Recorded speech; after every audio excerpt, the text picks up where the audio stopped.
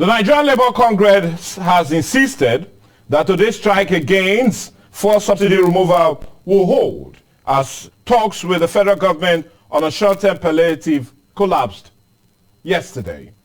The federal government had yesterday meeting of the Presidential Steering Committee on Palliative pleaded with Labour to shelve this planned strike and peaceful protest, saying it was doing everything possible to address its concerns. But the organized Labour said the palliative rolled out by the president in his nationwide broadcast on Monday night was very insensitive and inefficient to cushion the effect of the suffering in the country, and indicated of the strike would definitely go on ahead and as scheduled.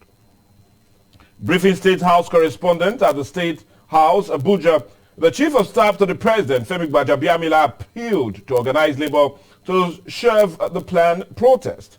But in response to the appeal, the Deputy President of the NLC, Titus Amba, in affirmative, said the proposed strike will still hold. Similarly, pro-Labour civil society groups under the aegis of Joint Action Front and the Campaign for Democratic Workers' Rights has also directed its members across the country to mobilize and join the strike. But the big question and the big story for today is what now should be the best way forward in resolving the impasse between the Labour and federal government, and would further negotiation and palliative just help to do the magic? Well, these and more as it concerns the impasse between government and Labour will take center stage in our first half of the big story, and that is NLC strike going ahead as planned. And we're talking about the fuel subsidy removal and the NLC strike going ahead as planned. And to help us look at this issue is no other person but Barrister Casey Omoyerabo joining us to really look at every angle as it concerns this proposed strike, or rather strike that is already ongoing by the Nigerian Labour Congress. Good morning and welcome to the show, sir. Good morning and good morning, viewers. Now, sir, let's look at the side of Labour.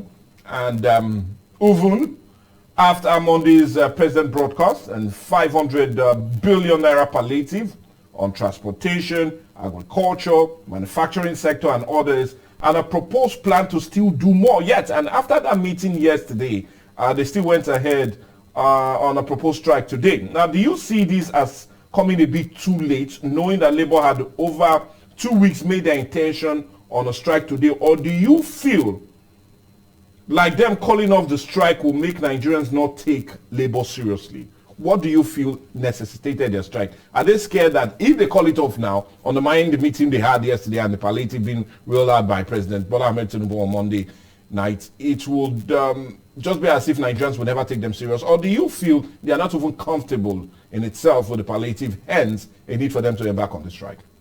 You see, I take it from this way. Labour is struggling for credibility. Okay. Nobody gives them any ear anymore. How many are they? Who are they fighting for? How many Nigerians are employed in the federal civil service? How many Nigerians are employed in the state civil service? The bulk of the Nigerians have no job. Few are still are those who are in artisan, mechanic, tailor, drivers. Then, and this Nigerian Labour Congress fighting for them. By the time you say they should make salary 200,000, how many people will be earning it? You're only asking for inflation. What we should have done, if it is true, as the president said, that we have gotten 1 trillion within 1 month. 2 months. Within 2 months. How much is the Dangote needs to pay build his refinery? 28 billion. Why can't we start building now? If we build about 5 refineries now, more employment, more oil, the regulation. I say, ask, why can't each state governor build one refinery for each state? When we are striking, we are fighting, we are negotiating, these are things we put on table. Don't tell me you want to give people 8,000 naira. How do you read the 8 people? How do the 12,000 people, 12 million people? How do you know them? What's the parameter to measure the poor of the poor of the poor? You just want, how can a man tell you he's giving you palliative? That's what? You're like one man carry cutlass. You want to cut you so that I can later put it on the bed and sit in for you. Why not leave me alone? Why cut him if can you come to treat it? When you were removing the subsidy, you should have known what it will cost. And that's what if I told you it's even removed. Now you said you have gotten money. Like what said yesterday on Charles. You are talking of 1 trillion. Is it working on petroleum product alone, or on diesel, or on gas? Okay. And then what about how much Nigeria are put in extra transportation? How much Nigeria are put in food scarcity? How much Nigeria are put in every other thing they are buying? You cannot be talking about So do you feel it is too little, too late, or do you feel Labour has already made that stand, hence they just needed to go on strike? Labour, they are struggling for credibility.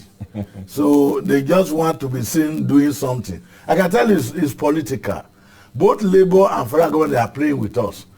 Well, what's the effect of that class? I don't know if there's strike now. What's the effect? The effect is that they will reduce first price. No, nobody's going there anymore. No! You do not see it happening. No, but you see it's a part of the negotiation table. But spread out that negotiating. In their salary, nobody says revise the status quo. Everyone has can tell you, as a man for almost 40 years, I've been in the trenches as a man striking. I have been a student union leader.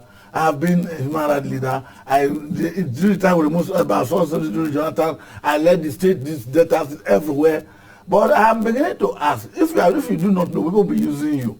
I'm beginning to ask, for this strike, how will it end? Now today, poor man will not go to the bank because the bank is closed. Yes, today, if any NRT join them, you will not have transportation to go to Warri. Of course. If all these things, the country is shut down, it's we that will suffer. And not after we enjoy like South Africa, we know that not a war will come. No problem. But at the end of the day, they will still give them money. They will still call it the strike. They still give them. You don't need strike for all this thing. We have grown beyond strike. The time the president removes subsidy, you have gone to court to get an injunction to restrain him. That's why you are arguing in court the status quo remain. Don't they have lawyers? Don't they know what to do? They know what to do. They are playing now. This is called labor. So you feel that would have been the best move? Yes, even right now, we can take the federal government to court and stop him from But now a quick question that also, I understand Femi Falana has shed more light on it, especially as it concerns the strike. Yes. But I want your view on that, knowing that you're also a legal, you are from the legal angle. And look at it. The federal government instituted a court order from the industrial court. Yes. Stopping labor embarking on the strike in June. Yes. Does that order still stand? No. And the order only lasted for 7 days. Oh, 7 days? Yes. In an interim order lasts for only 7 days. That's what people don't know. There will be a motion on notice on the return date. On return date, the motion will be argued. Interim order is not a perpetual injunction. Okay, it's an injunction for interim. Please, hold on till you can agree. That is about maintaining the status quo ante bellum. So that time has since faded away. If they still and there was no need of the federal government. Don't you see, if the federal government was really insistive on Labour not going on this strike, wouldn't they have gone to court again to seek for another injunction? Abuse of court process. I haven't given you an interim injunction. Okay. You call for another interim injunction. That be abuse of court process.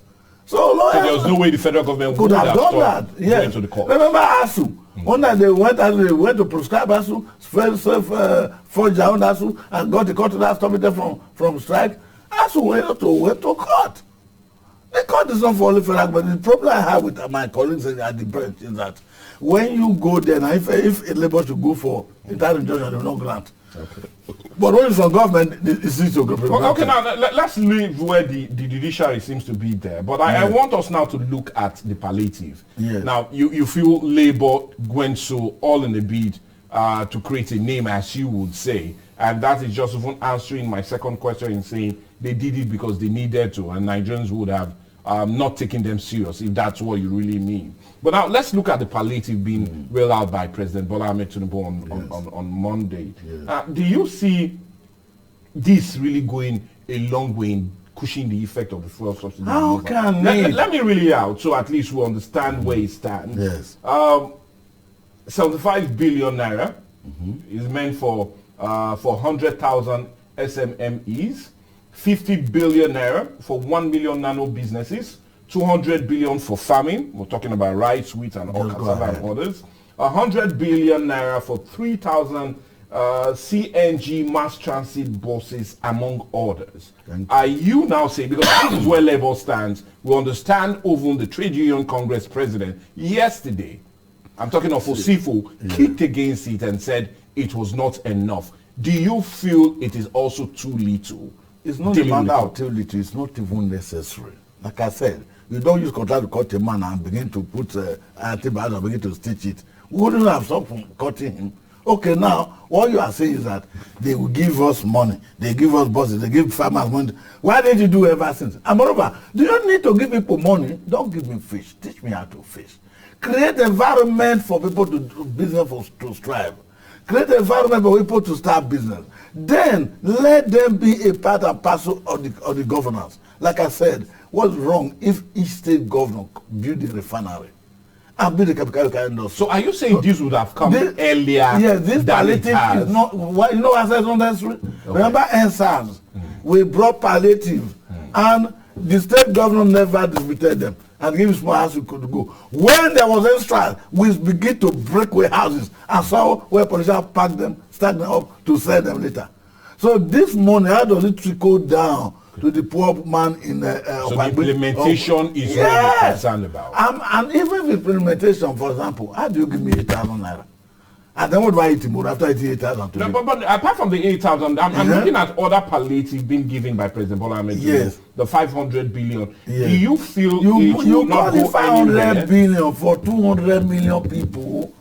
You don't have it done the arithmetic. 500 billion, and they're giving you 1 million. Of course not. Thank you. So, like one man once said, if it is true that we are 200 million people, give everybody 1 million. You have still not gotten to 2 billion. That is it. If you give everybody 1 million to start business, you have still not even gotten more than 200 billion. Each person wants 1 million. So if you have 1 trillion in 2 months, then let us go to everyone have a campaign, create 1 million. That will create laziness, that will create inflation. You don't run a country like this. You build infrastructure. If, for example, if a light is stable, energy is stable, people, not a hairdresser will be there. The night like now will know there's ability of energy to iron. So now this brings me back to my very first question. You feel this is too little, number one, and not the right direction to take? It's not necessary, not just too little, it's not necessary. No matter, I'm not saying it's too little. You are giving us bribe. You are bribing us to keep quiet for a while. After giving me now, tomorrow again we go hungry. Okay, you give me something to start business. This government once told us, okay, not this government, once told us that young people should go and register company free of charge. Later they move it to 10,000 naira. Is anybody still doing that now? You pay. We're never stable in whatever we do. So if, as an entrepreneur, you want to register a partnership now, the government does this said free for young people. Now later they make it 10,000.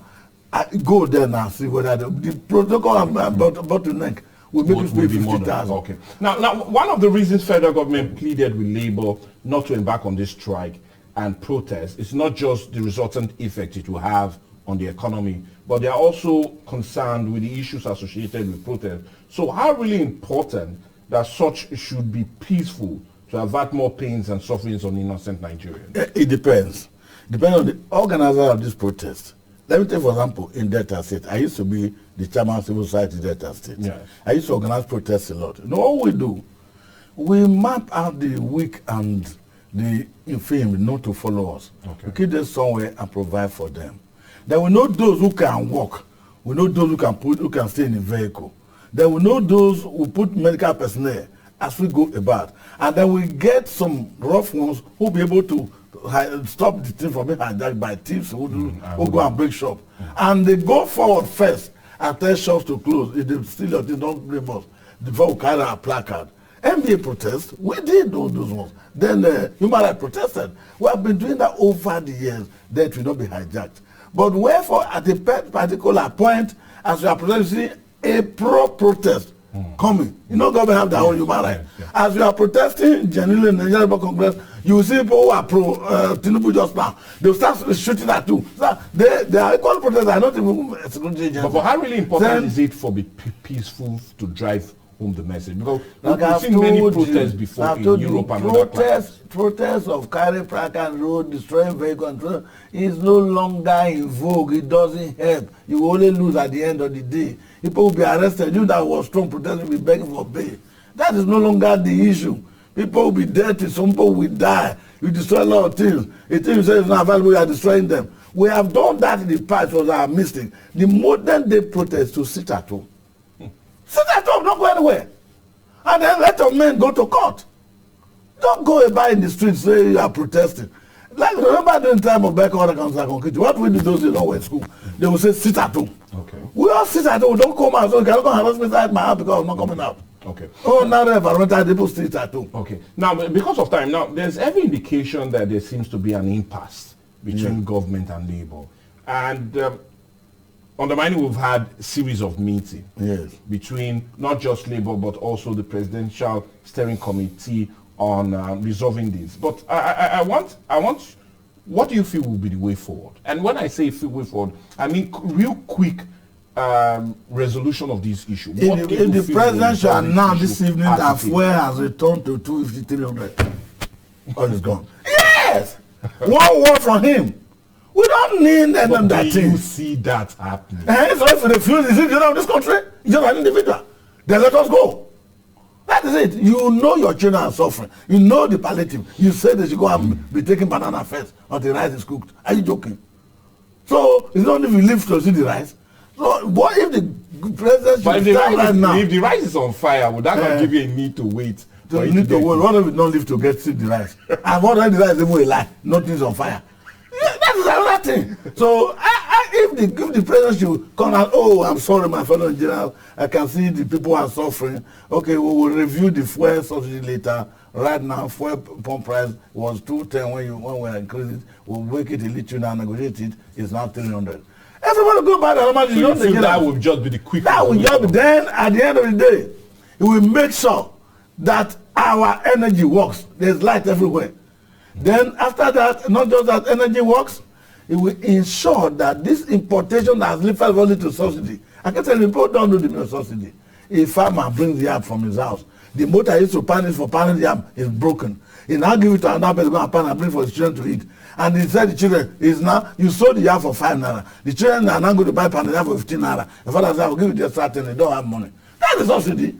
Now I say I can no longer pay, I better just buy that 15 naira as I bring it. You cannot repair your motor. You cannot buy a pestle.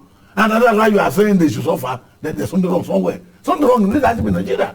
If Dangote one man can build the refinery, let all them $10 fellow, let all of them follow and start building in their own state. Let it, I'm telling you, Sheriff can build the corruption embedded in even the repairs of the refinery. You don't need repairs. Let everybody look, trillion in the repairs in the last. The oil sector have been deregulated. Building refinery does not mean must go and build that of Dangote. You can build a small one. After all, our boy not refining oil in the bush. Can be the small one in Lugeli here. That will be maybe about 20 barrels per day. And then if people really can get access to fuel, why are they going to line up for the one for 510,000? Okay, well, anyway, we're not lining up around just the issues. We have more to talk about, especially as it concerns order. Yeah. And that we need to really plead with you guys, also with you, to hold on. We need to go on a break now, but when we come back, we continue our second half of the discussion right here on The Big Story, and that will definitely be all about the stream that seems to be happening in the red chambers, and, well, a lot of drama unfolding also. Let's go on a break.